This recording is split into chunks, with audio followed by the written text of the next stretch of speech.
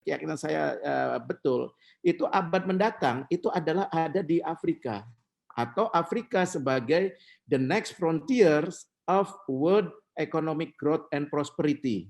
Jangan membayangkan bahwa kehidupan diplomat itu dari satu function ke function, dari parti ke parti. Bismillahirrahmanirrahim. Assalamualaikum warahmatullahi wabarakatuh. Sahabat-sahabat Kang Ujang Komarudin, dimanapun berada. Wah, saya nih kali ini luar biasa, saya punya tamu spesial ini.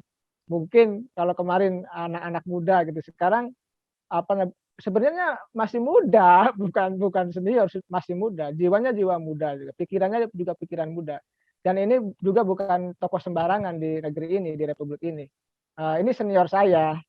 Ternyata beliau ini saya jauh usianya dengan beliau, tapi kata beliau tadi berbincang-bincang ya di luar forum ini, katanya beliau sering nonton saya katanya. Jadi saya tersanjung juga ini karena sering baca komentar saya di banyak media.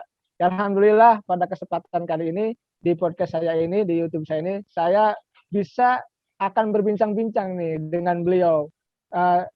Nanti mungkin teman-teman kaget nih, sahabat-sahabat kaget siapa ini orangnya gitu. Tentu orang hebat, orang penting yang saat ini beliau ini sedang mempromosikan Indonesia di negara lain loh. Wah, saya 2015 itu pernah ke Italia, ke Milan, ada Milan Expo, luar biasa di sana itu. Ya, saya tahu persis bagaimana para, mohon maaf, duta besar bekerja ya di sana gitu untuk memberikan yang terbaik untuk negaranya masing-masing. Nah, kali ini saya punya tamu khusus spesial untuk seluruh anak muda Indonesia ini. Nah, saya sapa dulu nih. Siapa beliau? Adalah Kang Dr. M. Heri Saripudin. Kang, Assalamualaikum warahmatullahi wabarakatuh. Waalaikumsalam, Kang Ujan. Apa kabar? Semoga sehat-sehat selalu di masa pandemi ini. Amin, alhamdulillah baik, Bang. Nah, ini Pak Dubes loh, jangan main-main. Saya sebutkan dulu nih. Beliau ini posisinya, saya nyebutnya Akang, tapi mesti saya sebut Bapak. Karena apa? Karena beliau adalah salah satu orang yang terhormat ya di negeri ini yang sedang bertugas. Posisi beliau ini adalah sebagai duta besar ya di Kenya ya, Bang Heri. Ya, merangkap Republik Uganda, Republik Demokratik Kongo, Republik Federal Somalia, dan perwakilan tetap untuk UNEP dan UN Habitat. Wah, ngeri kali ini. Bayangkan banyak tugas yang diemban oleh beliau. Tentu beliau bukan orang sembarangan, tentu orang hebat. Nah, kita tanya dulu nih ke beliau nih, kira-kira emang dulu punya cita-cita jadi dubes, Kang Heri, atau memang mengalir saja, atau memang ya diikhtiarkan, didoakan gitu, atau memang ada doa orang tua, atau memang kerja keras. Kira-kira ceritanya seperti apa nih akan bisa jadi dubes? Terima kasih, Kang Ujang. Alhamdulillah, dubes juga manusia, Kang. Jadi kalau flashback cita-cita saya kecil itu, apalagi saya terus terang aja, saya dari Indramayu, boro-boro saya mengerti adanya duta besar atau diplomat itu. Tapi cita-cita saya dulu itu sejak SMP, SMA, saya pupuk, saya ingin keliling dunia, Kang. Alhamdulillah. Jadi saya keliling dunia, tapi waktu itu jalannya, saya dulu seneng sastra, saya suka nulis puisi, ikut teater gitu ya. Nah dulu kan kalau baca sastrawan-sastrawan itu kan kalau yang berprestasi pasti dikirim ke Iowa atau ke literature course. Nah saya tuh ingin gitu loh, wah kayaknya enak banget gitu loh. Nah terus berjalannya waktu saya kuliah oleh orang tua itu, karena orang tua saya adalah pendidik, guru. Ini saya waktu itu mau ngambil jurusan filsafat, karena kan kalau saya baca sastrawan-sastrawan top tuh pasti kalau nggak filsafat atau psikolog. Terus orang tua saya sebagai pendidik, ini apa-apaan katanya mau filsafat. Saya bilang cita-cita saya pengen keluar negeri, pengen keliling dunia. Terus ada, loh kok ini ada jurusan hubungan ilmu internasional di UGM. Nah, saya ambillah jurusan itu. Jadi akhirnya saya berkenalan itu. Jadi mulai kuliah saya memang membangun harapan dan masa depan saya itu sebagai diplomat. Jadi sebagai dubes, bukan sebagai diplomat. Dan kalau diplomat itu kan cita-cita tertingginya kan duta besar. Ini kan jabatan politis. Dan alhamdulillah saya sudah di posisi yang yang paling top lah untuk profesi diplomat, dan saya mensyukurinya. Itulah sekelumit background saya, Kang. Wah, guys, luar biasa ya. Bagaimana cerita beliau? Beliau ternyata sama tetangga kabupaten, saya orang Subang, Kang. Jadi kita ini ternyata orang-orang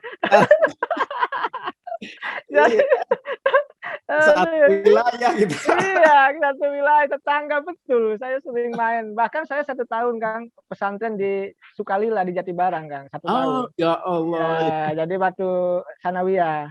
Jadi ya dari 1 tahun di Indramayu, di Darussalam, lalu 2 tahun di Babakan Ciabaringin Cirebon. Jadi ini kita jadi saya, nah inilah hikmahnya kita bisa Iya, silaturahmi kan, betul-betul. jadi saling mengenal lebih dekat lagi. Nah, Iya. ini tokoh inspirasi kali ini beliau ya, sekali lagi saya Kang Dr. M. Heri Sarifudin ini tadi duta besar Kenya dan lain-lain ya, sudah saya jelaskan. Nah, sebelum beliau duta besar di Kenya, beliau di Jeddah tugasnya ini. Di konsulat jenderal di Jeddah. Nah, ini juga tidak mudah karena waktu itu ada persoalan, mohon maaf ya, politik di sana dan dengan Indonesia terkait dengan Habib Rizik dan lain sebagainya. Tapi nanti jangan bicara itulah, kita bicara yang ringan-ringan aja. Nah, kira-kira, nah kalau tugas di Kenya dan lain-lain itu, Kang ya, kita nih awamnya orang Indonesia ya, kenapa Pak Jokowi gitu ya memerintahkan Akang bertugas di sana gitu. Kenapa Pak Presiden memerintahkan Akang untuk tugas di negara Afrika tersebut gitu kan? Ini tentu tugas berat. Kira-kira apa ketika itu yang disampaikan oleh Pak Presiden? Baik, pertama tentu saja kesempatan ini saya ingin mengucapkan juga terima kasih tentu saja pada pimpinan Republik ini, Bapak Presiden Joko Widodo dan Ibu Retno Marsudi yang memberikan amanah tanggung jawab saya sebagai duta besar untuk 4 negara di Afrika Timur dan wakil tetap Indonesia di 2 program PBB. Tentu saja ini bukan kerja bukan amanat yang ringan, namun demikian saya ingin melaksanakan dengan secara sungguh-sungguh. Karena apa? Ini satu kehormatan. Saya sebagai salah satu dari paling tidak 270 juta penduduk Indonesia. Jadi saya itu dalam punggung saya mewakili di negara-negara Afrika Timur itu 270 warga penduduk Indonesia. Baik buruknya citra Indonesia tentu saja salah satunya melalui saya dan tim di Kenya. Dan tadi apa sebenarnya Pak Presiden Jokowi, Bu Menlu meminta menugaskan saya sebagai duta besar Indonesia di Kenya. Tentu saja saya yakin bahwa beliau itu melihat track record saya, itu yang jelas. Jadi saya sendiri alasan intinya apa, tentu saja beliau sendiri yang mengetahui. Namun demikian clue yang bisa saya terjemahkan dalam tugas sehari-hari saya adalah bahwa amanat yang diembankan ke saya pertama yang lebih dan yang lebih utama adalah peningkatan diplomasi ekonomi. Jadi meningkatkan kegiatan ekonomi antara Indonesia dengan negara-negara Kenya, Uganda, Somalia, dan Republik Demokratik Kongo. Itu yang pertama. Yang kedua, kebetulan saya juga mempunyai latar belakang pernah penugasan sebagai diplomat Indonesia di PBB di New York, untuk PBB di New York. Dan itu mungkin juga ada korelasinya karena saya juga di Kenya sebagai wakil tetap Indonesia untuk United Nations Environment Program dan United Nations Human Settlement atau UN Habitat. Dan sebagaimana kita ketahui, Kang Ujang, di dunia ini hanya ada 4 negara, 4 headquarters PBB. 1 di New York, 2 di Jenewa, 3 di Wina, dan itu negara-negara maju semua. Dan yang keempat itu di Kenya, Nairobi. dan itu sebagai negara berkembang. Jadi itu saya merupakan satu kehormatan, dan tentu saja penjabarannya adalah pertama diplomasi ekonomi. Nanti saya akan jelaskan kenapa diplomasi ekonomi. Itu kira-kira intinya. Waduh, luar biasa ya kalau kita bicara dengan seorang sosok duta besar kita itu ya. Apa ya? Tentu anak-anak muda Indonesia punya cita-cita ke sana juga, tentu yang khususnya teman-teman dari HI gitu. Kebetulan saya juga dosen HI, Kang Heri ya. Jadi saya paham keinginan teman-teman mahasiswa HI itu pengen juga yang ingin jadi dubes, ingin jadi diplomat gitu. Kang Heri, Pak Dubes ya, apa perasaan Pak Dubes ya ketika kemarin kan tugas di Arab Saudi itu di Jeddah, sekarang bertugas di negara Afrika gitu. Sebenarnya apakah nyaman atau tidak tuh apa namanya bertugas di Kenya dan negara sekitarnya? Karena kita tahu ya apa namanya kadang-kadang kan di kedutaan besar tuh kadang-kadang para dubes milih dan lain sebagainya. Nah, gimana? Nikmat enggak apa rasanya menjadi bertugas di sana, kira-kira seperti itu lah, Kak. Terima kasih Kang Ujang. Well, tentu saja bagi ASN itu kita tidak bisa bicara soal comfortable atau tidak, tapi ini merupakan satu kehormatan penunjukan dimanapun, dan ini merupakan satu amanah yang tentu saja harus ditunaikan dengan penuh tanggung jawab. Dan ya mungkin bagi orang yang mempunyai luxury untuk memilih, kayaknya itu bukan ada pada saya atau pada ASN. ASN kan penempatan dimanapun ya harus siap, dan itu yang kami kami syukuri. Dan kalau saya sedikit ingin menyampaikan, memang saya sendiri latar belakang karir selama 30 tahun di Kemlu itu sangat spektrumnya tidak monoton. Posting saya pertama itu di Pretoria, Afrika Selatan. Itu waktu itu saya sebagai salah satu dari hanya beberapa diplomat Indonesia yang pertama kali membuka hubungan bilateral Indonesia dengan Afrika Selatan. Setelah Afrika Selatan bebas dari apartheid setelah Pak Mandela dibebaskan, dan kita sebelumnya kan kita tidak pernah Indonesia itu mengakui negara Afrika Selatan karena apartheid, dan itu sesuai dengan amanat konstitusi kita di alinea pertama pembukaan. Habis itu dari Afrika Selatan ke Kanada di Vancouver, habis itu ke New York untuk PBB, kemudian ke Jeddah. Jadi dari situ kan bisa dilihat bahwa begitu variatifnya, dan ya kita bukan persoalan suka atau tidak suka, tapi persoalannya adalah kita tunaikan amanah ini dengan bertanggung jawab atau tidak.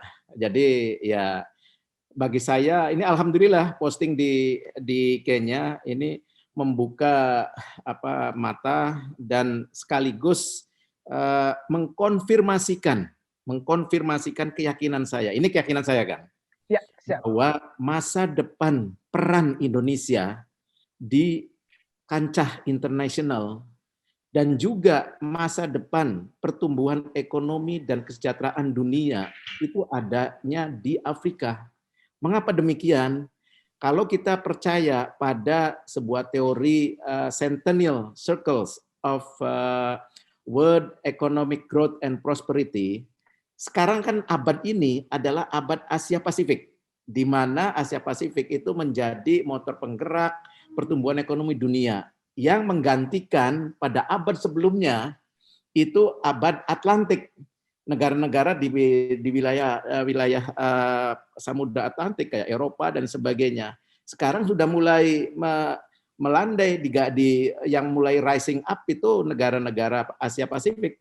Dan kalau teori keyakinan saya, bukan teori keyakinan saya betul, itu abad mendatang itu adalah ada di Afrika, atau Afrika sebagai the next frontiers of world economic growth and prosperity.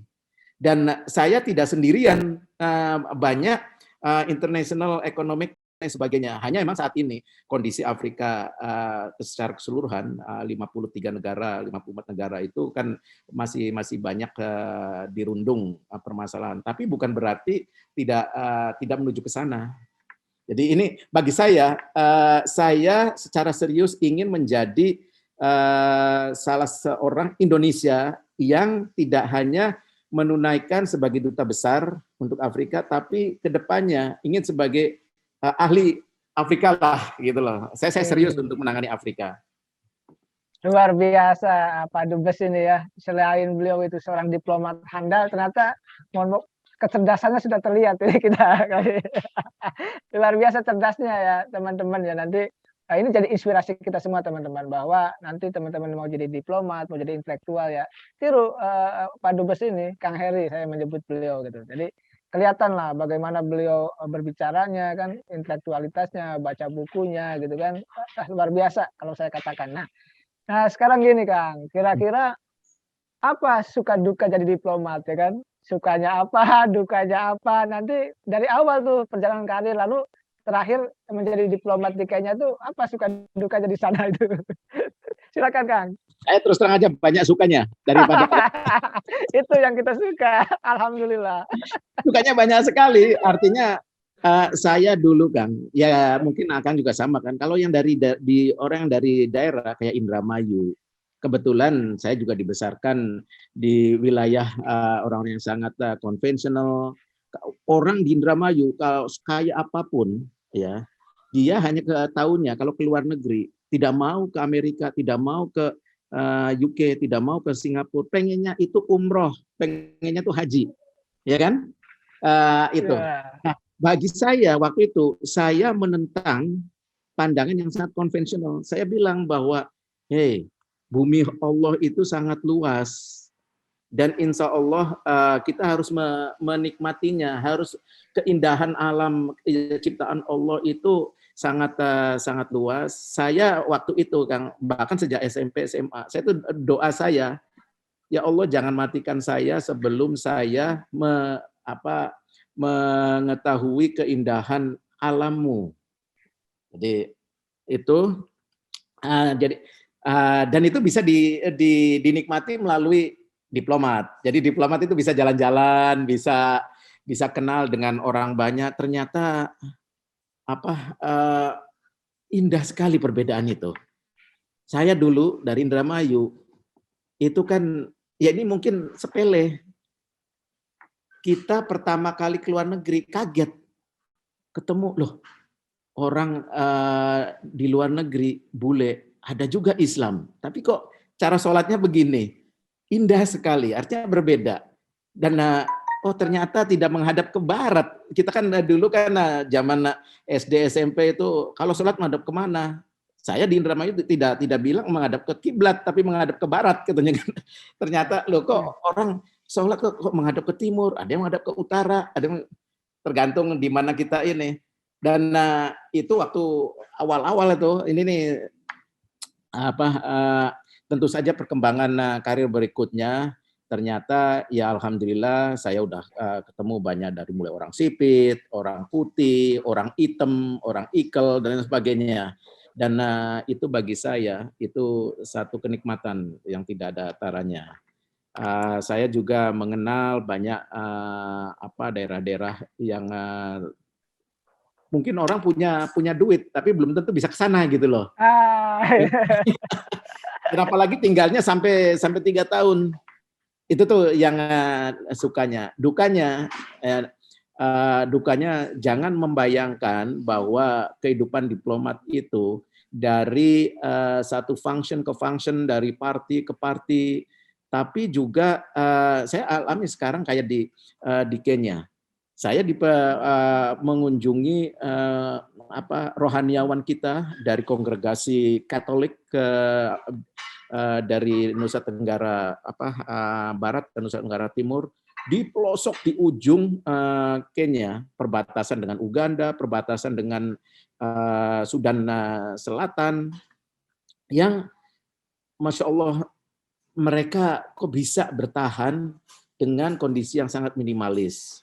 Kemudian juga yang saya belum pernah mengalami, tapi banyak juga diplomat teman-teman saya yang pergi ke medan ke zona perang untuk mengevakuasi warga negara kita dan lain sebagainya. Dan saya juga di Kenya dan dengan tim ke Somalia untuk membebaskan ABK kita. Dan itu kan hal-hal yang di luar gambaran anak-anak muda. Misalnya kalau di film Hollywood atau film-film gambaran diplomat itu spy atau berjasi. Tapi kadang-kadang kita juga harus menyesuaikan, pakai jeans, sneakers, pakai tidak begitu mencolok, gitu kan. Jadi ada hal-hal banyak sekali, tapi itu menjadi pengalaman pemerkayaan batin. Sepanjang kita menikmatinya, melaksanakan dengan nikmat, insya Allah tidak ada hal yang memberatkan. Dan saya selalu mengajarkan kepada tim Kang Ujang bahwa dua hal, kerja itu begitu kita keluar dari rumah, saya katakan ke teman-teman, please niati dengan ibadah. Jadi dimanapun tempat agama apapun, kalau kita niatin kerja itu dengan ibadah, enjoy aja. Jadi tidak merasa berat. Mungkin orang loh kok Pak Heri, Pak Dubes dari New York kok ke Kenya, apalagi ke Kongo, di mana masih banyak pertempuran. Kenapa nggak di London atau di ini? Kan mungkin berpikirnya begitu. Tapi bagi saya ini dimanapun satu kenikmatan. Itu Kang. Luar biasa ya. Beliau orangnya orang baik. Jadi rezekinya pun baik. Jadi saya mengenal beliau ya kontak-kontak terus via WA itu ya saya merasakan kebaikan-kebaikan beliau. Jadi auranya aura positif gitu, auranya aura baik, auranya aura bersyukur gitu. Dan beliau diplomat senior yang karirnya juga bagus dan itu tentu harus menjadi suri teladan bagi kita semua. Itu sebenarnya yang ingin kita kembangkan Kang di channel saya ini gitu loh, bahwa narasumber-narasumber, tokoh-tokoh seperti Akang, seperti Pak Dubes ini menjadi inspirasi bagi seluruh rakyat Indonesia. Itu yang saya harapkan. Nah, ceritanya gimana Kang dulu itu ketemu istri di mana itu? Apakah memang kan anak-anak Indonesia harus tahu nih, apakah memang diplomat lagi? Kita harus gali lah kira-kira hal-hal pribadi beliau nih. Gimana cerita pacaran dulu enggak gitu? Coba cerita aja Kang. Ada Kang, istri saya juga asli dari Indramayu, tapi numpang lahir aja sebenarnya. Karena waktu itu dari masih SD kelas berapa ya, kelas 3 atau 4 pindah langsung ke Bandung. Karena waktu itu orang tua istri saya, mertua lah, selesai sebagai kepala DPR daerah Indramayu, terus sebagai pengusaha di Bandung. Dan keluarga mertua, keluarga istri saya itu sebenarnya punya pondok pesantren di Indramayu, namanya Darun Nahwi. Jadi begitu orang tua ayahnya meninggal, semua pada kembali ke Indramayu, kembali ke lingkungan pondok. Nah, gimana soal ketemunya di mana? Ya ketemunya di pondok itu. Pada saat kita sama-sama, saya dari Jogja liburan, istri juga liburan dari Bandung, kuliah di Bandung kan. Jadi ketemu di situ. Terus saya karir di Kemlu, istri dulu karir di bank. Di waktu sebelum masa pacaran lah.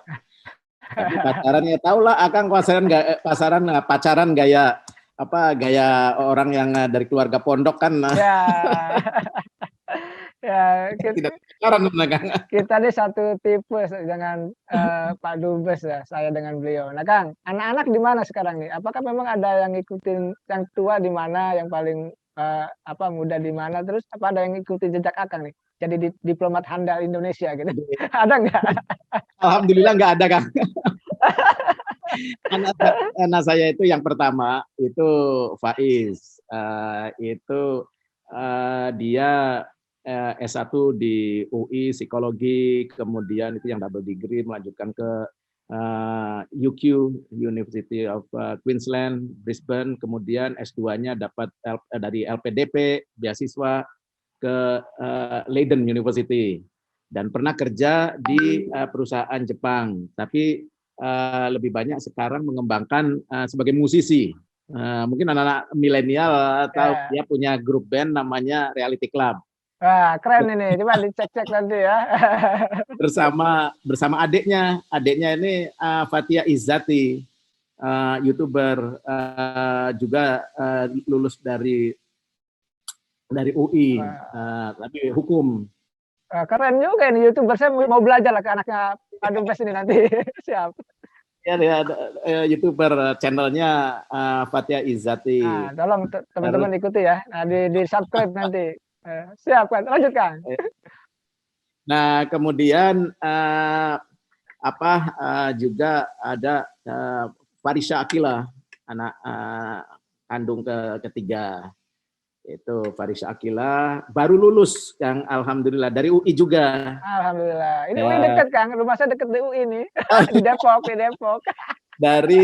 Dari komunikasi, sarjana komunikasi, baru kemarin. Tapi saya bilang, wah, masa pandemi ini lucu juga. Cara ujiannya online, defense-nya online, wisudanya juga nanti juga online. Dan saya juga ada Farah, anak saya juga, Farah Dina. Jadi itu, Kang. Kemudian dan semua itu bergerak, tidak ada yang di ASN, tidak ada apalagi di Kemlu, itu di ekonomi kreatif semua. Jadi ada yang YouTuber, musician, ya kebanyakan itulah. Alhamdulillah, Kang. Luar biasa. Yang penting anak-anak sehat, cerdas gitu kan. Dan yang penting bermanfaat, Kang, bagi umat, bangsa dan negara itu.